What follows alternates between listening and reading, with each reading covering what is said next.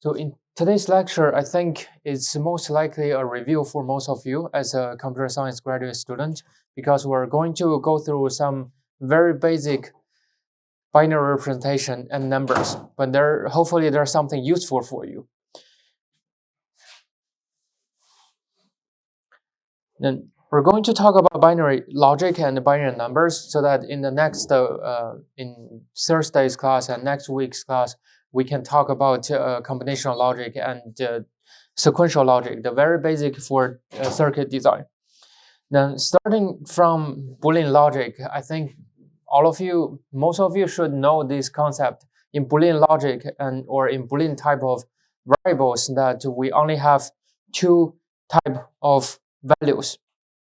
So using Boolean values, is basically we can say in different ways, like we can say the values are true or false, or 1 or 0, or high or low. And when we say high or low, it typically means voltage. Right? When we say 1 or 0, it's a number representation. True or false is logic representation. Now, why we want to use a binary representation is to make the hardware design simpler and to improve the reliability of the hardware. So can we build a system that have more than two values, like say 4 values? In theory, yes, we can. Then it definitely needs more circuits, larger area, like higher power consumption to get those hardware designed. Hardware is not perfect, right? Then if you consider digital circuits, then throughout the semester, we're talking about digital circuit, but you always need to know all digital circuits are analog circuit underneath. Now it has voltages, and the voltages never works in a way that goes to 1 or 0 perfectly. It goes up and goes down. Then if we want to have 4 levels or even more than 4 levels of detection, then we really need to define a precise bin of, say, what is 1, what is 2, what is 3, what is 4. But if we only define 2 levels, then high and low, then typically the detection is much easier. Then the error rate is much lower. Then I don't know if you have watched this video before. This is a Vertasm video. Transistors internally work somehow like a capacitor. There are some electrons stay there then to store it as a 1 or 0, right? Or keep this gate open or closed. Then there's cosmic rays that keep going from the universe to the earth. Now if it's a cosmic ray hit a particular transistor, it may flip the value that is stored there or flip a gate. No computer is safe, and every computer may have some rate of error, especially when our transistors are getting smaller and smaller. Now, we definitely don't want errors. Sometimes some errors are okay. For example, for GPU rendering, if this pixel is flipped from white to black for a frame, then you probably never recognize. But sometimes it's a big problem. For example, in this video, they say there was a flight that's flying at a certain altitude. Then it suddenly changed the altitude all by its own for no reason. Then everything they check, they cannot find a problem. Then eventually what they find is probably just a bit flipped in the plane's internal computer, the controlling computer. So it sometimes can be dangerous. So we want to improve the reliability and reduce the error rate. That's why we want to use binary values as much as possible. Then this is definitely a video that I highly recommend. That increasing the reliability is a hot topic in research. Then typically you consider this as 2 use cases. One is the computer that used for aviation purposes. When we go high, the rate of cosmic rays are much higher, so it's more subject to bit flips, especially if we're going outer space, going to the moon. Much more likely to get corrupted some data. And on the other side, if we run some like supercomputing, if you have tons of GPUs, CPUs, machines running there, there's always a likelihood some bits will flip. Then you don't want to lose a lot of data, many hours of computing. So you want to store them, or how to prevent this type of errors. So this is definitely a hot research area. In Boolean representation, we typically have values 0 and 1. Then starting from this point, I'm most likely going to use 1 and 0 to represent these 2 values. Then we have some operations. Then the most basic operations are not, and or. Then to understand these type of operations and any type of logic operations, even complex ones, the most convenient tool is the truth table. So on the left side, we put the input value. On the right side, we put the output value. And on the left side, we try to list all the possible input values, and we say what's the output value. Then the NOT gate is super easy to understand. It simply flips the value. For AND gate, it's basically saying only if both of them are 1 or true, then the result is true. So true and true is true, right? True and false is false. Then on the other side, OR gate or OR operation only requires you to have 1 true, then your final result is true. Now I know there are many different representations for Boolean operations, but we use this X and Y, so multiplication, right, as an AND operation. Then you can easily understand that anything multiplied by 0 is still 0. Now on the other side, we use the AND sign. Then this is a little bit different from the AND operation that we're going to introduce later. The plus operation that we need to introduce later.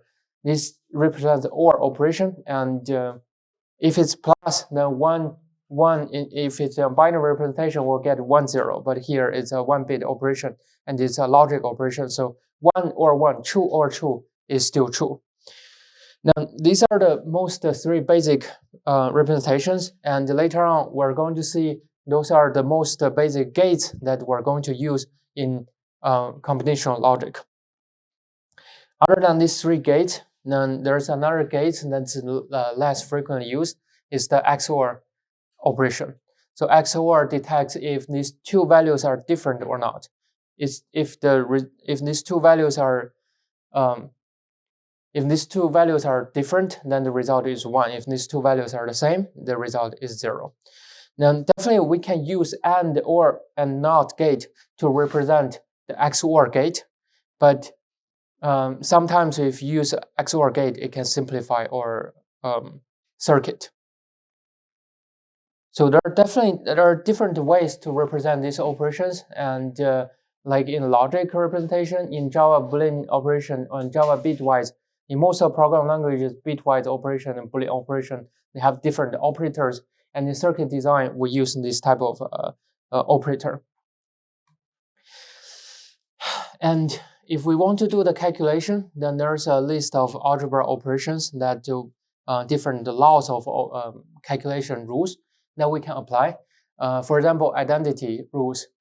True and anything is still that thing, right? False or anything is still that thing.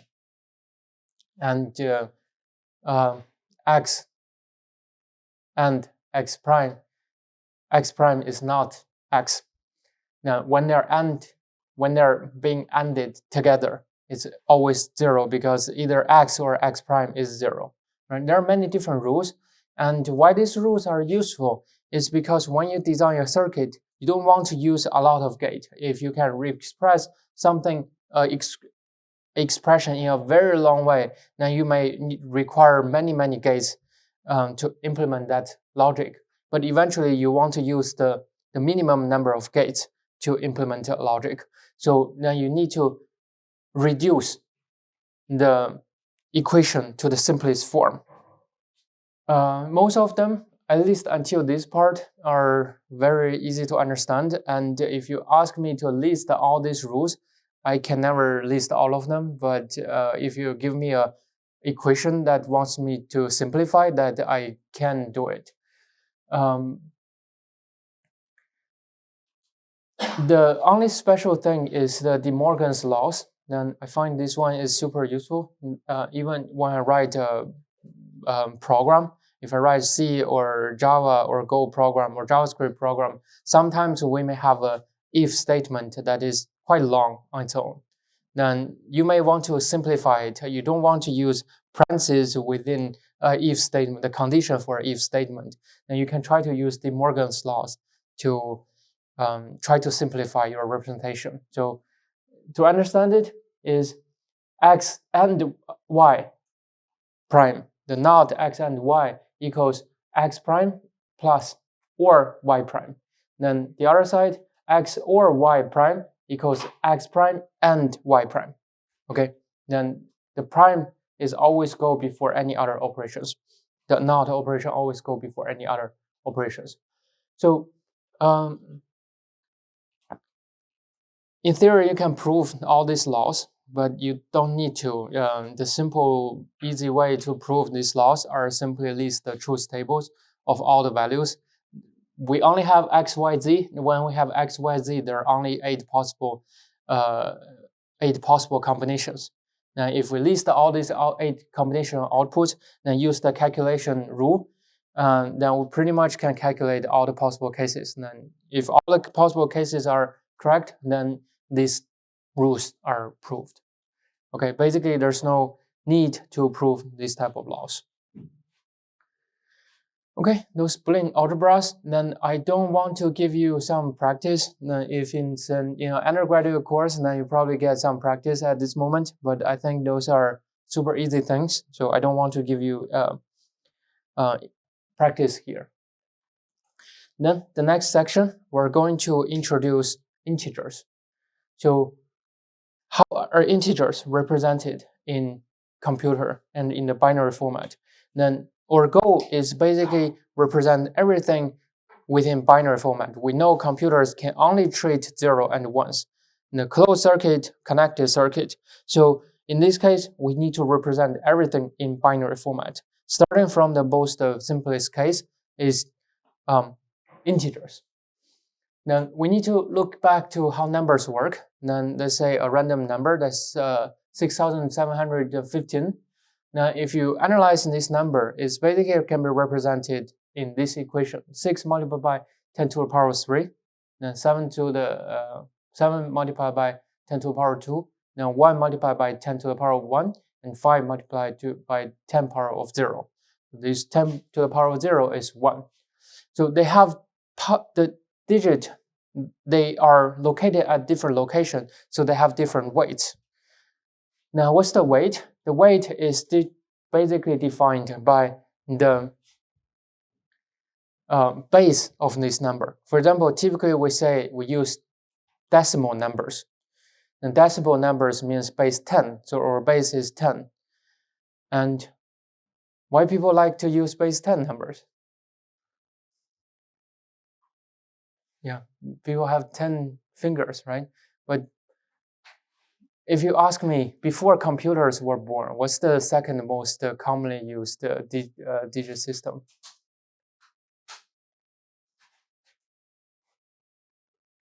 I would say 12,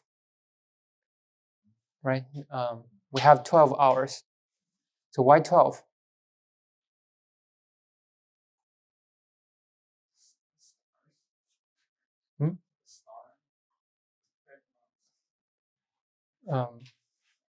I don't exactly know, but I think it's convenient because it can be divided by 3 and 4 and 2. But 10 can only be divided by 2 and 3. That's why some people then use 60 is another commonly used digit system, right? Before computers were born. Definitely after computers were born, 2, 8, 16 are the most commonly used digit systems, right? And 2, 8, and 16, we'll eventually see they are basically the same digit systems. It's just combining different digits together. But for here, we have this number that is 6,715, and then they can be represented in this way. Then we find the patterns that we have the base here, and we have the weights on the powers and the digits on the left, on the multiplication side. So then we can represent basically any number using binary format by just simply replacing this base to number 2. So then we can represent this number. So simply we replace the base and we replace this part. But since we're using base 2, we only have 2 digits that we can use. We can only use zeros and ones. So here we can only use 0 and 1. So we can never write 2 there because the digit 2 does not exist in binary numbers. So if you ask me what's this number, we can basically do a calculation. 2 to the power 3 is 8, 2 to the power 2 is 4, 2 power 0 is 1. So 8 plus 4 plus 1 is 13. So this number is 13. Now, if you use binary number for a very long time, you can easily convert a binary number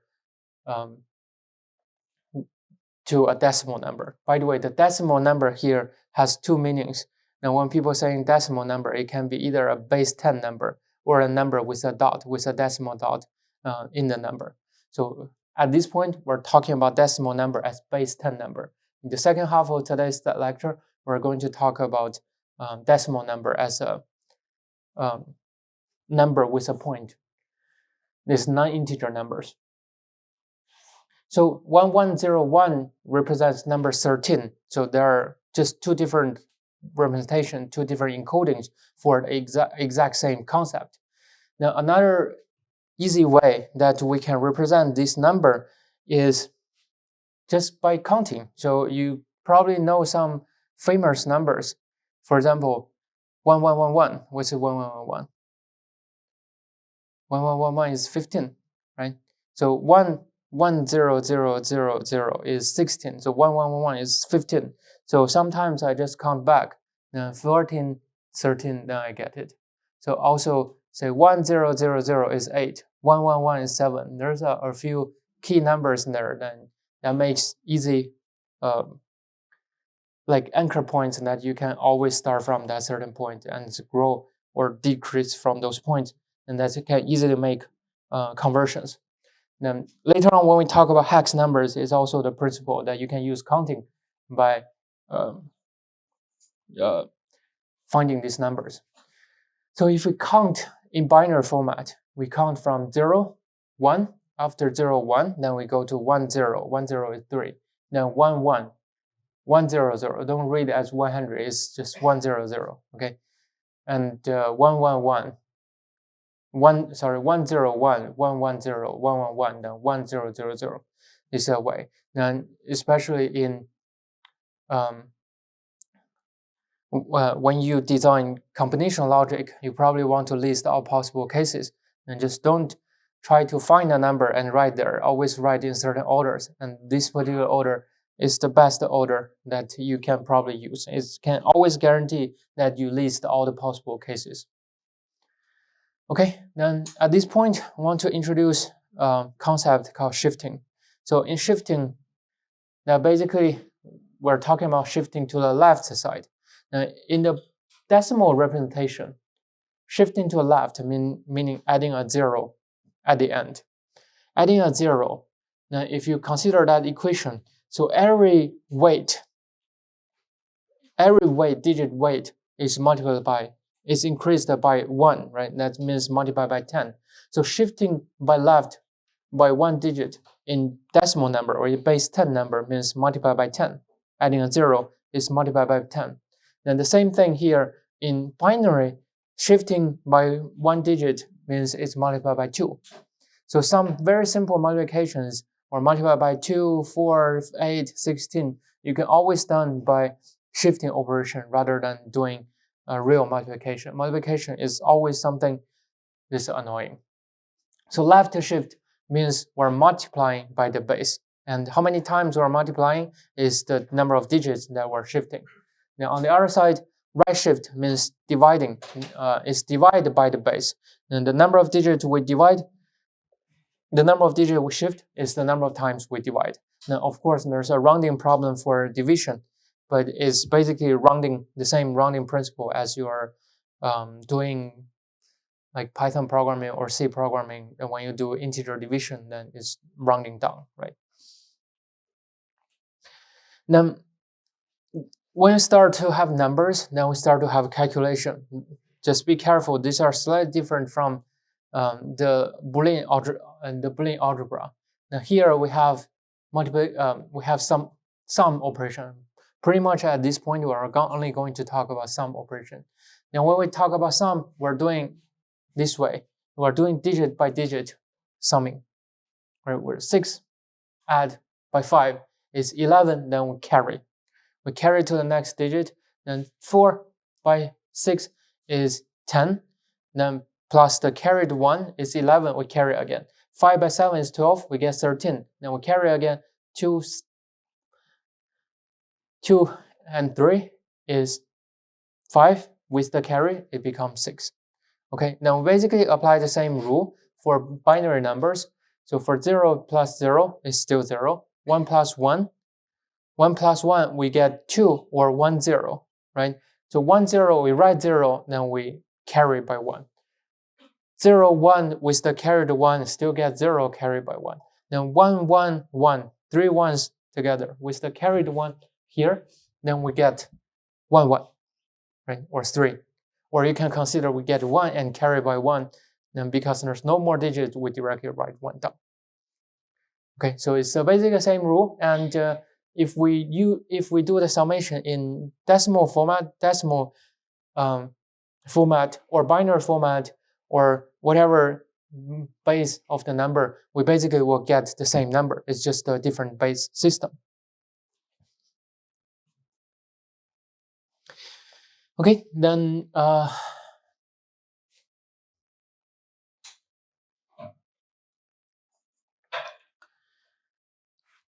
then other than decimal, like for most of the cases, you probably don't want to write binary numbers. Why? Because it's too long, it's not easy to read. Then you write a very, very long binary number, you really don't know what's the number. So what you want to write, if you want to keep it closer to binary format, you may want to write octal format or in hex format. Right? In hex format, actually hex format is probably much more useful than octal format. Then in hex format, we have 16 numbers if we count 0 in. So if we're running out of numbers from 9, we start use A, B, C, D, E, F to add the number there. Okay, so we have A, B, C, D, E, F. F is 15, 14, 13, 12, 11, 10. Then in this case, our hex number is typically the same length or even shorter than binary representation. It's a very compact representation. For example, sometimes we write F, F, F, F, F, F, F, F, right? That number. 8F, that's a 32-bit number, 32-bit integer. This is the largest unsigned integer that we can represent. Now it's much shorter. And if you write once, soon you will lose, you'll get lost. Like you don't know how many ones that you have written, right? So to convert from binary to octal and hex is also very easy. Just look at this table. Then the octal is basically combining 3 binary numbers. For example, if these 3 numbers represent 3, these 3 digits represent 3, then we write 3. Then if this one is 1, then we leave 1 here. So basically combine 3 digits together into 1 digit in octal format. On the other side, the hex format is also very easy. Then combine 4 digits into 1 digit here. So it's super easy to convert. Now I didn't tell you how to make the conversion between binary and decimal number. Typically, these days, I don't convert it by hand. In theory, you should be able to convert it by hand. But pretty much, I only use use a calculator. Then what calculator I use? I use Mac's internal calculator. There's a programmer mode that can easily do binary, decimal, and hex number conversion. Okay. Then another concept is bit and byte. Then a bit is very simple. It's just only 1 digit. It can represent 0 and 1. Then a byte is considered 8 bit combined together. Then can represent a certain range of numbers. In early days, like right now, you probably take it as granted that 1 byte is 8 bit. But in early computers, it's kind of the same debate as 32-bit computers or 64-bit computers. Different vendors may have different definition for byte. Then eventually they get this consensus that 8 is a very reasonable number. Then all of them start to use 8 bit as 1 byte. Then 1 byte is the unit that is typically used to represent a single number. Then other 1 byte, there are some other unit that are not, I would say, no consensus on how large it is. For example, word. How large is word? Most likely a word is 16-bit, but I wouldn't rule out possibility that when some crazy vendors might create some different definitions for word. Then with word, there's double word, right? Then double word is typically 32-bit, but those are not that frequently used unit. Then to differentiate bit and byte, if we write one lowercase b, that represents 1 bit. Then if it's an uppercase byte, then it's a byte. Sometimes people do get this confused that about bit and byte, then get some wrong result. Just be careful. Now, when you use a number to represent something, then you always want to know its range. We're talking about Einstein numbers. We start from 0 and start to count, right? If we use 1 bit, then it's 0 or 1. It's a true or false representation. If we use 2-bit, there's 0 to 3. 0, 1, 2, 3, 2 digits, right? 4 combinations. And if you use 1 byte, that's 0 to 255. I shouldn't write 256 in there. It cannot represent 256. It can represent 256 numbers, but the largest number it can represent is 255. Right? It's not a very large number. Now, when we have 4 byte, basically every digit we add, we double the number of digits that we double the number of numbers that we can represent. So when we use 4 byte, we can get these 4 trillion numbers. I typically do not read it as 4 trillions because in computer world we have a easier way to represent. It's typically represented as 4G, right? 4G. So something that is not here, I want to add a little bit. I add 2 to the power of n. That is basically a number of bits that you use that can represent these total numbers, right? Later on, you'll find this is highly useful. Question? 255. Yeah, it's a mistake. It's a mistake. It's 255. 256 should not be included. So when you design circuit, this is typically the number of digits you want. Then every digit counts in circuit design. If you are using a software, sometimes your Boolean value in Java or in some other program languages is probably just a full 4-byte thing to represent one true and false value because they don't care about that memory storage by that much. But in digital design, you care about every wire to save energy.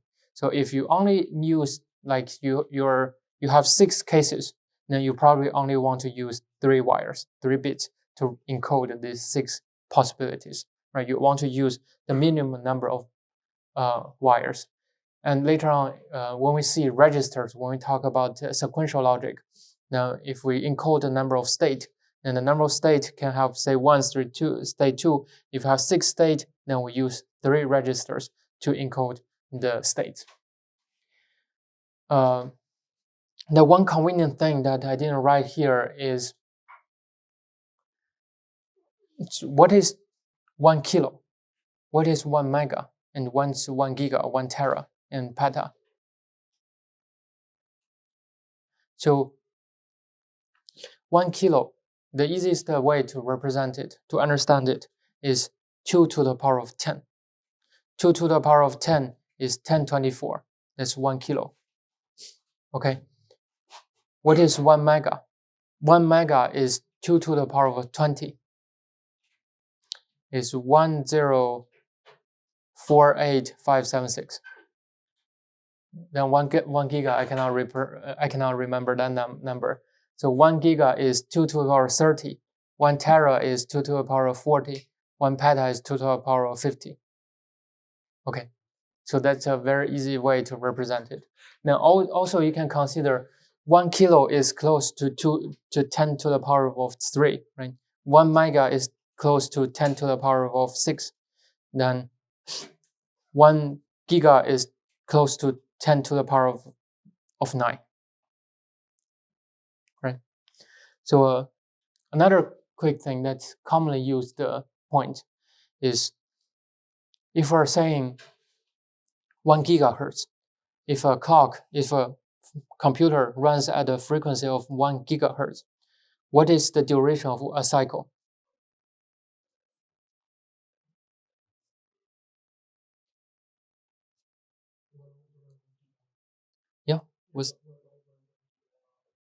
Yeah, 1 over 1 giga. What's the name? So it's 1 giga is 10 to the power of 9, right? Then what you're asking is what is 10 to the power of minus 9?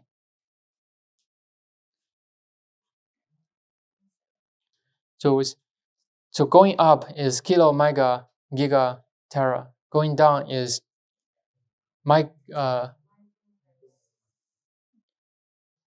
millimeter, right? Milli, micro, nano, right? Then this nano. So 1 gigahertz maps to 1 nanosecond. Okay. So your computer makes one calculation, say in a 1 gigahertz way. That basically means it can perform one operation in 1 nanosecond. Okay, then we're not only dealing with positive numbers, we're also dealing with negative numbers. For most of you should know this is not the actual way that is used in a computer, right? But let's start from the basic. Then the easiest way that we represent a number is in this way. If we want to represent both positive and negative numbers, we reserve 7 digits to the magnitude.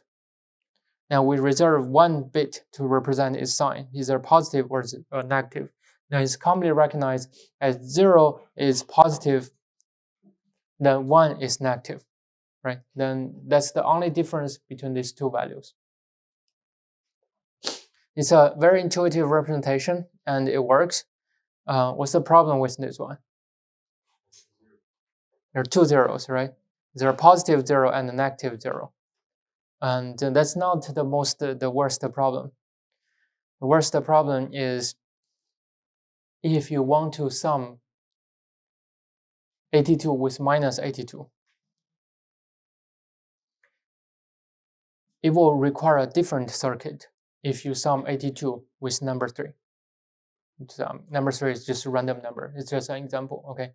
So if you're doing 82 plus minus 3 and 82 plus 3, it requires 2 set of digits, 2 set of circuits. You cannot use the same set of digits to perform the operation. Same sign operation. You probably even need 3 set of digits, 1 for the positive, 1 for the negative, and 1 for 1 positive, 1 negative. Right? You need 3 different representation. So let's try to fix this one, and let's create another. This is the problem: duplicate 0 and complex plus operations. Let's use this another method. Another method is rather than flipping only 1 bit, we flip all the bits.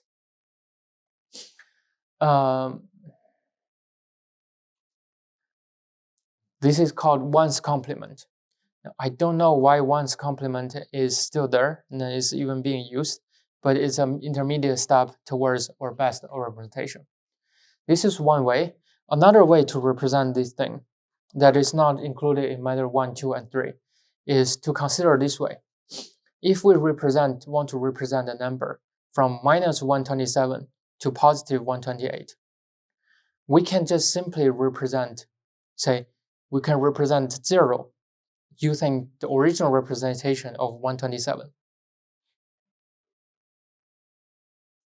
Right? If we know the range is from minus 127 to 128, we can represent 0 using 127. So basically, every number you simply reduce by 127. That's the real value. This is another way to represent. Later on, we'll see one example of why it is used, but here I didn't include it. Then, what is actually used in most of today's computer is 2's complement method. And 2's complement method is basically in this way. It will flip all the bits and add 1. So 82 is 01010010. We first flip all the bits. It becomes 10101101, right? Now add by 1, so the last 01 becomes 10. So this is the representation for minus 82. Then, if you look at this representation, you really don't know why people comes up with this type of design and why this is a better design. This seems so random that why as 1? And it's just not very clear if you look at a random number. But I want to give you an intuition by doing some counting, some very basic examples. So number 0, we just use all 0 to encode it. No problem, very intuitive, right? Then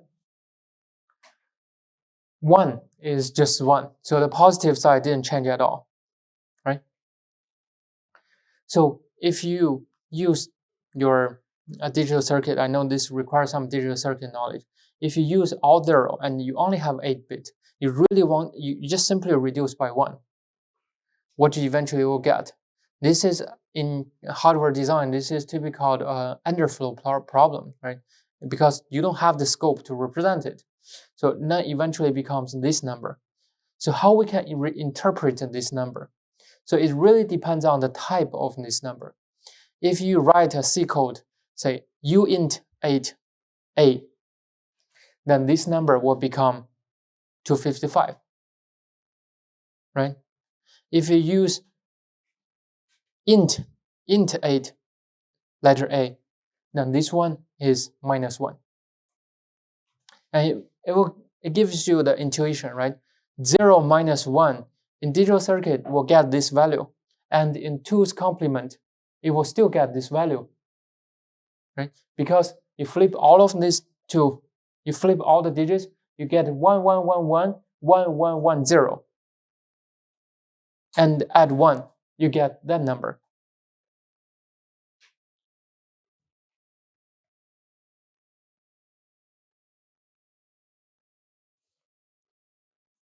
Right? Just consider how we converted 2's complement. So if we add a minus sign, we perform that operation, flip all the bits and add 1. So if you flip all the bits here, it gets 1111 1110. Right? If we have 0 there, then the last digit is 0 in 1's complement. Now we add 1, we get 2's complement. It becomes this value. Right? It becomes 1111 1111. So FF is -1. So FF represents -1. So these are just different ways of representation or different encodings.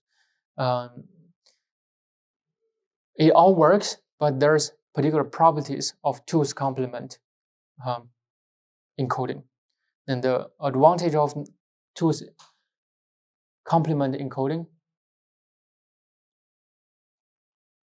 say, if you use this one and plus that one, what's the result? 1 plus -1. So basically 1 minus 1. What's the result?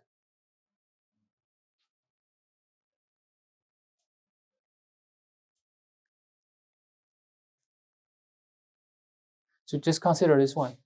We add 1 here, right? Do we have chalks here? Very small ones. 1 1 1 1 1 1 1 1, right? We add 1. So 1 plus 1 is 1 0. So carry. So basically carry all the way here. Then the problem is we don't have this bit, right? We don't have this bit. This bit is Like you need some like wires or storage or registers to store it. So if we don't have it, we discard it. After discarding it, so 1 minus 1 becomes 0. So that is a demo that using the same circuit with 2's complement representation, we don't need to consider it's positive or negative. Plus operation is just plus operation. One set of circuit is good enough to represent both plus operation and negative operation, negative numbers. Or subtraction, right? If you do subtraction, basically you need another set of circuit that perform 2's complement encoding. That flip everything, then plus 1. That's a relatively easy thing to do. Okay. Question? Okay, then we finally get decimal numbers. Then these decimal numbers means numbers that's not integers with fractions. Then how we can represent decimal numbers? Then we definitely want to find a generic way to represent super small numbers to super large numbers, positive numbers and negative numbers. So we use this way called IEEE 755. This is an IEEE standard to represent a floating point number. And typically we consider single precision and double precision. I only included a single precision figure here, but double precision basically use different number of bits for exponents and the mantissa. We'll talk about what is exponents and the mantissa later. Okay, so one quick question. This number, how many bytes are there?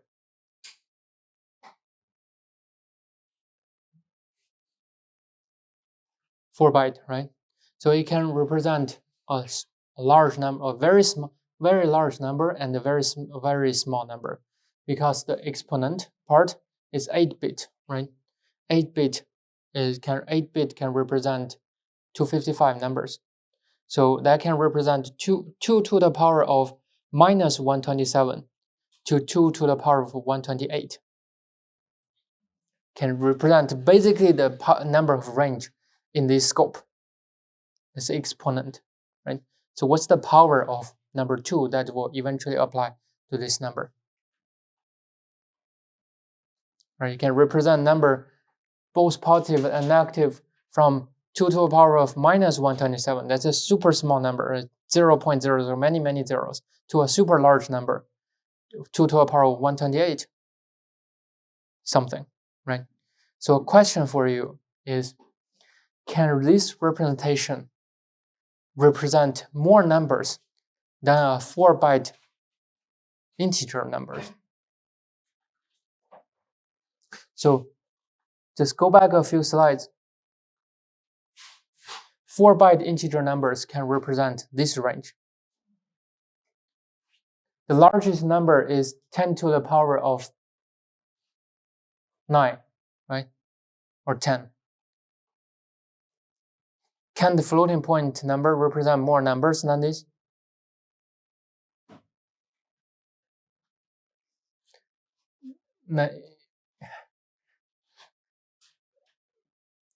Then if you think for half a second, you probably, the intuition is this can represent more numbers. It's more powerful. Why not? I'll just always use this representation. Then if you think about it, it's only 4 bytes. So the combination of these digits are 2 to the power of 32, right? Then for the integer number is also 2 to the power of 32. So in theory, we can represent 2 to the power of 32, that many numbers. So the numbers that they can represent are basically the same, right? But these can cover a huge range. That means there must be some gaps, some numbers that this number, floating point number, cannot represent. And also, not only this can still have the double zero problem, right? It's a positive 0 and negative 0. And it also needs to represent infinite, positive infinite and negative infinite.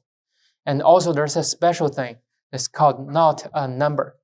So if you're writing something that is not a number, for example, if you try to divide by 0, then your computer, if it's in integer, it will panic, it will throw an error and refuse to continue. If it's floating point, you can still somehow continue to run, but will tell you this is not a number. So not a number represents a special encoding to represent not a number. So counting that a few special cases, this representation can represent fewer numbers than integers, than with the same length. So let's look at how this one is organized. So the exponent represents how large the value is, what's the power.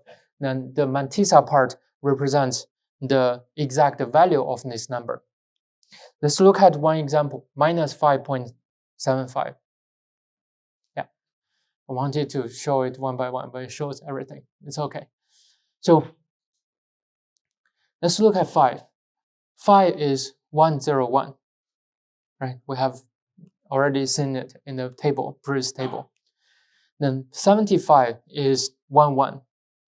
How you can easily get this number, right? So because after the dot, this digit represents 2 to the power of minus 1, and this one is 2 to the power of minus 2. So 2 to the power of minus 1 is 0.5, and 2 to the power of minus 2 is 0.25. So if it's 1 here and 1 here, this one is 0.75. Right, so this part is easy to convert, at least easy to verify, right? Then we normalize it. Normalize it just using the scientific representation, but with a base 2 rather than base 10 to represent this number. So we always normalize it to a leading 1 before the decimal. It's always 1 before the decimal. Okay, then we can define the sign digit. Sign is 1. 1 always represents negative. By the way, something I forgot. 2's complement still follows the rule that if you check the first digit, if it's 1, it's negative. Okay. So the exponent is 2, right? So 2 to the power 2, so it's number 2. Then here, this is the method 1.5 that I didn't write before. So how we represent exponent is basically we know we're representing minus 127 to 128. So then 0 is actually 127. 2 is actually represented with 129. Then we get this binary representation as power of 2. So this is this part. And what about mantissa? Mantissa is basically we only care about the part after normalized number. We only care about fractional part. Because remember, we say we always normalize it to a 1 right before the decimal point, right? So we can add that 1 back. So we only need to represent from the 0, 1, 1, 1 part.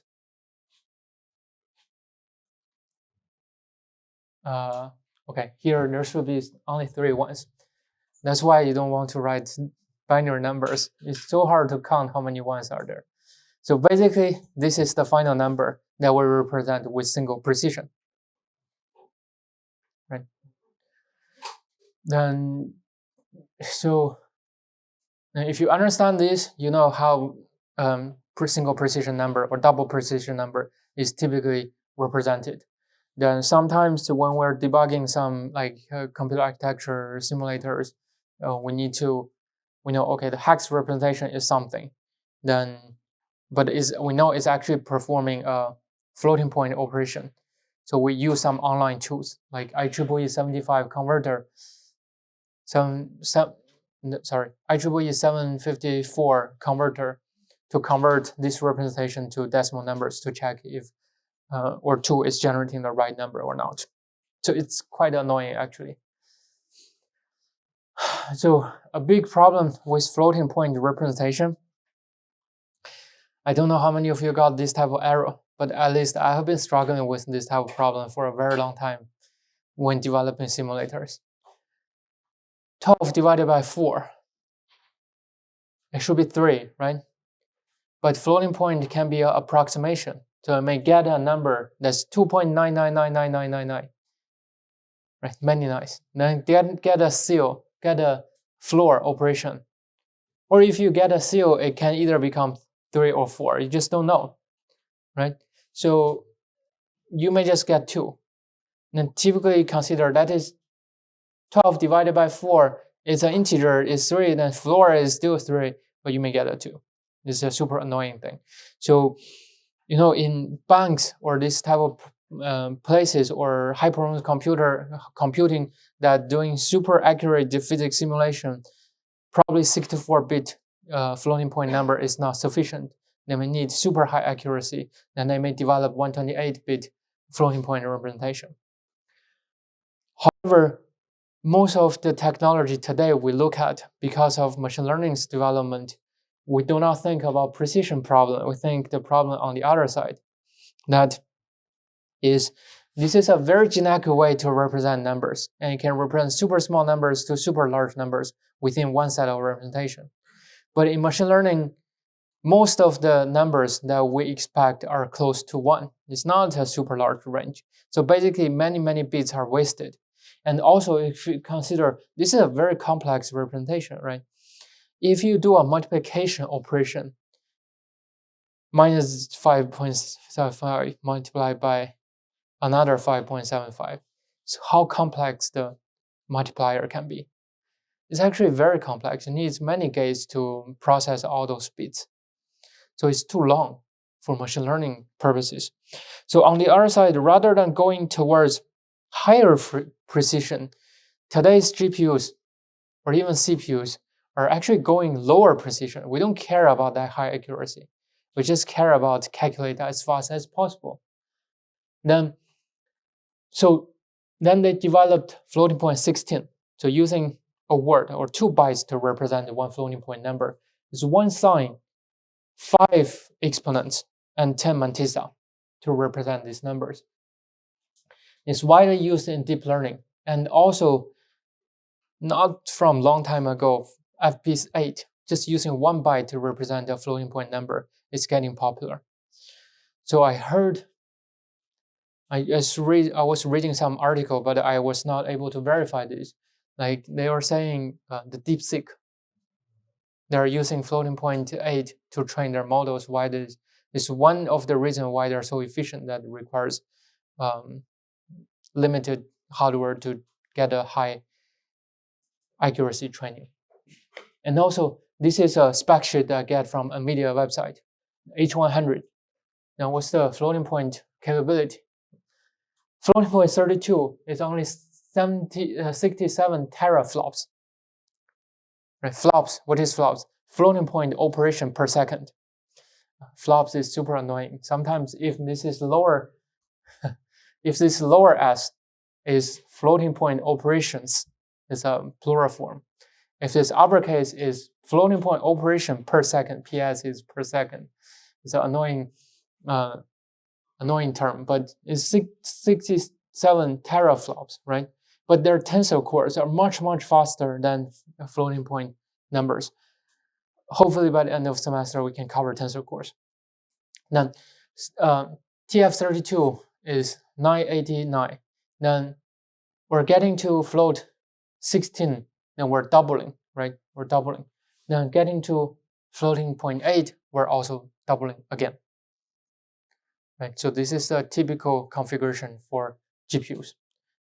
The smaller precision, the higher computation performance that we can get. Then, because of floating point 8 is so limited that you want to design it in a so specific way that sometimes the range is large, but you don't care about precision, but sometimes you care about precision, you don't care about the range. So there are 2 different ways to represent floating point 8 is by the exponents. It's either 5 digits or 4 digits. And think about 5 digits. 5 digits is 32, right? 4 digits is 16. So if it's 16, that's minus 8 to positive 8. No, it's still not a very small range. It's a reasonable range. But if you consider 2 digits, that's only 4 possible values. So we pretty much 4 values are basically 0, 0.24, 0.25, 0.5, and 0.75. Only these are a few options. So we don't care about accuracy, we only care about scope. Right? So on the other side, rather than going smaller, lower precision, there's even going even more crazy. In some domain-specific actuators like tensor cores, they are trying to use fixed point representation. What is fixed point representation? Is basically remove the exponent part, only the mantissa part, and probably the sign part. Just totally remove the exponent part. Then method 1 is simply have one integer. We store it as an integer. For example, 14.1 we represent in 2's complement, right? We represent in minus 1410. But we know the exponent is always minus. In this case, it's base 10, but you can convert it to base 2. It's always minus 2, right? If it's always minus 2, this is the actual number we're representing, but this is the number that we're storing. This is one way. Another way is to store the integer part with one integer for the integer part, another integer for the decimal part. Then they separate, say, how many digits are there for the integer part, how many digits are there for the decimal part, right? So this is a particular example that is used in this paper. Anyone know this paper?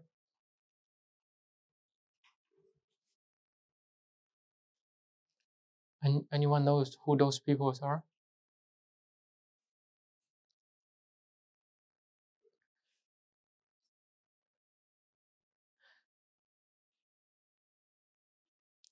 So Tianshi Chen and Yunji Chen. So they have a startup company that worth probably billions of dollars today, starting from this paper. It's probably the first paper that described machine learning accelerator or NPU design. Okay, I think it's 2014. Yeah, 2014. Think about this. When is convolutional neural network first developed? So critical time point, right? Is 2012. Is the first useful convolutional neural network was developed. And the neural network was called what? AlexNet, right? AlexNet was developed in 2012. This paper, they really have the prototype fabricated, taped out, built in 2014. This is one of the earliest domain-specific accelerator, becoming the prototype of most of the NPUs or tensor cores or this type of things that is available today. I wouldn't say tensor cores, but more like NPUs or domain-specific actuators that calculates machine learning neural network workloads. And then they're using this method. So for example, 25.65, and 25 is 11001. And using the same representation, now we can calculate 0.625 is 0.101. Now basically we extend the digits and we can represent this 25.625 in this string of 0 and 1s. Then they were trying to use, this is a fully connected network or MLP, multi-layer perceptron. They're trying to create a neural network to, on a data set, do some machine learning training. What they get is basically the accuracy is pretty reasonable as a floating point, 32-bit floating point number. It's not terribly bad. And if you consider the area and the power, if you use fixed point multiplier and the 32-bit floating point number, the area is only a fraction, like 1/5 of the original area, and the power is a little more than 1/8 of the original power for a floating point number. Okay, it's much easier to perform the operation. Then how widely fixed point representation is used is mostly used in research. Prototypes is not very commonly used. So most of today's like large language models are still using low precision or even full precision floating point numbers for training purposes. Inference can be lower, but for training, it's typically higher precision. Okay. Then something I want to talk about is data other than numbers. So we're talking about encoding. We want to use binaries, 0 and 1s, to represent everything. And you are using a computer, you are not only dealing with numbers, you're also dealing with text, videos, pictures, audios, multimedia forms.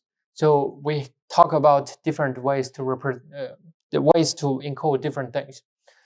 For example, if we represent strings, how we can represent strings, then it's encoding. We need to have a standard to define what we mean by what, right? The earliest standard to represent strings or text is by ASCII.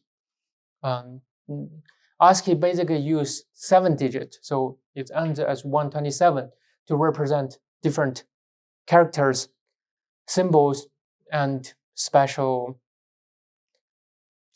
things, special representation. For example, there's a bell, right? If bell is triggered, it will actually, if you have a speaker on your computer, then it will actually make a sound, or beeper. Then this is ASCII. But the problem with ASCII is it can only represent English characters, like not alone Chinese or Japanese characters. Even for Spanish characters with those accents symbols, then we cannot represent it because there's no such representation. So we need more advanced representation. And starting from this point, you probably have heard of this commonly used standards like Unicode. So what is Unicode? Unicode is not encoding. It's not an encoding standard. It's a character set. It defines all the possible characters. It will give a number to every character, but this number is more like a human readable number. It's not a machine readable number. So for example, number 41 is given to, I should not read as 41. It's hex style in hex 41. Hex 41 is assigned to letter A, capital letter A. So it defines all the possible characters. So if you want to create a new emoji, you basically need to ask Unicode, the group who work on Unicode, to add your new emoji into there, right? Then working with Unicode, then the most commonly used representation is UTF-8. What is UTF-8? UTF-8 is an encoding standard that use different number of bit or bytes to represent characters. For most commonly used characters, we use 1 byte, and it's backward compatible with ASCII. Then, starting from a certain point, we start to use 2 bytes and 3 bytes and 4 bytes to represent different things. Right? For Chinese, Japan, Korean characters, they typically use 3 bytes. For like emojis, is typically 4 bytes. But there are not many emojis, so UTF-8 is still pretty empty today. UTF-8, like it'll encode things with different numbers of bytes in the same like text, depending on how. Yeah. So a quick question is, how can we know if it's how many bytes represent one character? Is basically, remember, something done in ASCII is we only use 127. That means within 1 byte, we have 1 bit, right? That 1 bit, if it's 0, that means it's in ASCII, it's 1 byte, it's good enough. And we reserve that 1 bit. So if it has 1, then we need to go beyond 1 byte, go check the second byte. Then the second byte may reserve another bit to represent if we need further extension. Well, you need to check the exact format for UTF-8, but that's the principle of how a computer can know how many bytes are there. Then UTF-8 is not a perfect one. Then there are UTF-16 and UTF-32, and those are concrete encoding standard. So for example, UTF-16 is also like have different bytes. It starts with 2 bytes, but the advantage is for CJK, Chinese, Japan, Korean characters. If your text is in Chinese, Japanese, or Korean language, then using UTF-8, you will end up with 3-byte characters, a lot of 3-byte characters. So your file will get large. So UTF-16 is another encoding that is kind of optimized for CJK languages. So only use 2 bytes. And another thing is UTF-32. So it's for easy, I think it's mainly for easy programming. It's not for efficiency, encoding efficiency. So every character is 4 bytes. So it's much easier to encode. You don't need to consider you don't need to parse the whole string to know how many characters are there. You just by checking how long the array is, then you know how many characters are there. So there are different representations. Then for termination, if you have used C before, you know the traditional C use 0, byte 0 as termination sign. Then if you have been annoyed by this, you're not alone. Then later on, like in probably most other languages, they use length space. So basically another field attached to a string, say how long is the string. Then you know how where it's terminating and starting from which point is another string. Then other than strings, we represent the images. Then I think today, I think most of you should be familiar with how images are represented. Then we have if this is the actual image, we have a digital sampling process. We convert a connected part into discrete pixels, right? Then within each pixel, we use one number to represent how bright the pixel should be. Now it gives how strong the signal that it should use to light up your screen. Then for most of the time, we use 0 to 255 representation, which is 1 byte for one number, for one pixel. But in some other cases, we also use floating point number. So most likely single precision floating point number to use a 0 to 1 representation. 1 means the brightest and 0 means the darkest. And that's only black and white image. If we want to represent images with colors, we typically represent RGB in RGB way. So quick question, why RGB? Yeah, that's the red, blue, green, red, green, blue. But why these 3 colors? Yeah, why these 3 are primary colors?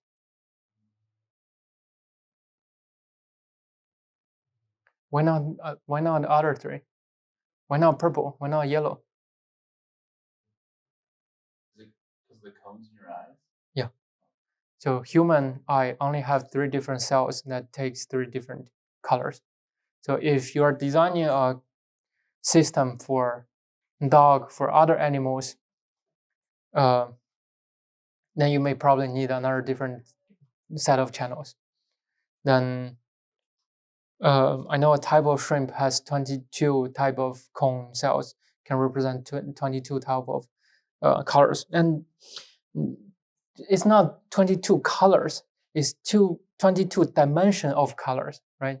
So it's a much, every dimension you add is a much larger color space. Okay, anyway, there's 3 channels, but we have different ways to represent channels. For example, HSV for hue, saturation, and vibrant. What's a V? Vibrance, right? Yeah, and CMYK is typically designed for printing, right? You have different colors, different color of the prints.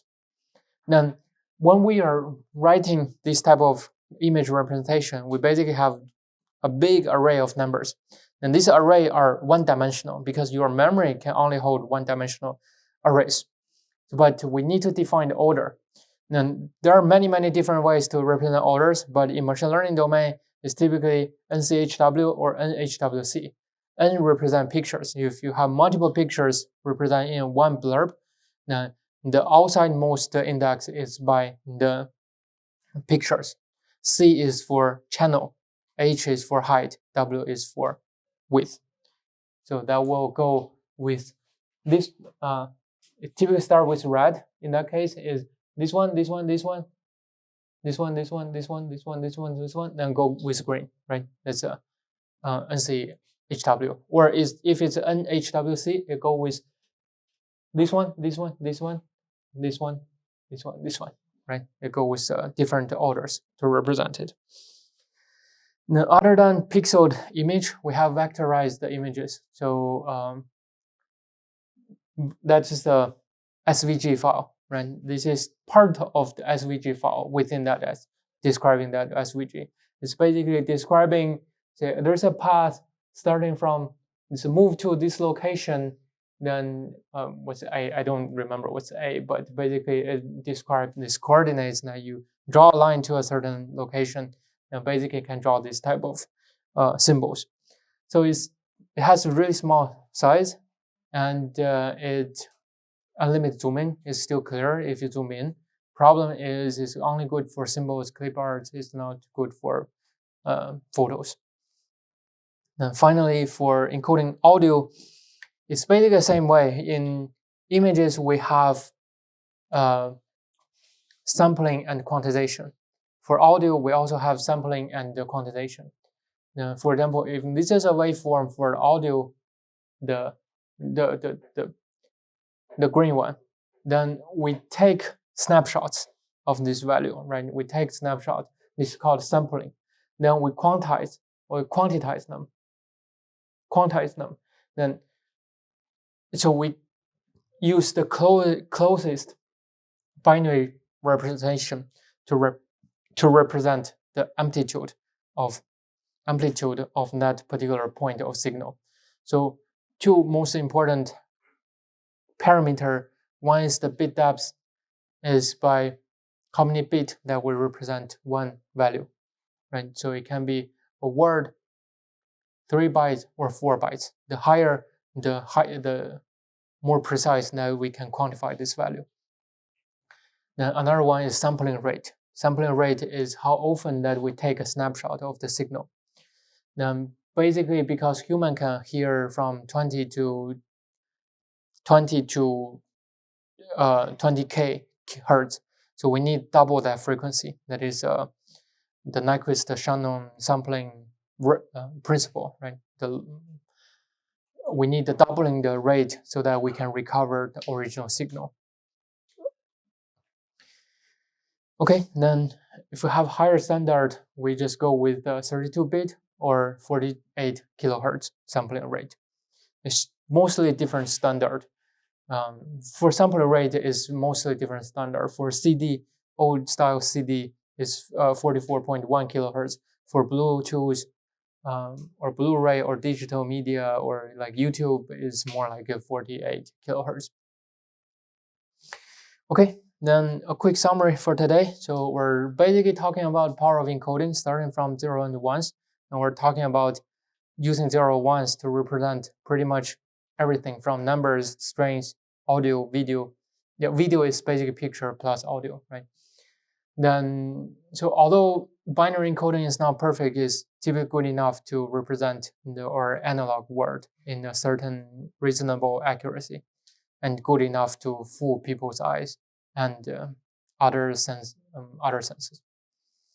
Okay, that's all for today's lecture. So Thursday we're starting to talk about combinational logic with some circuit design.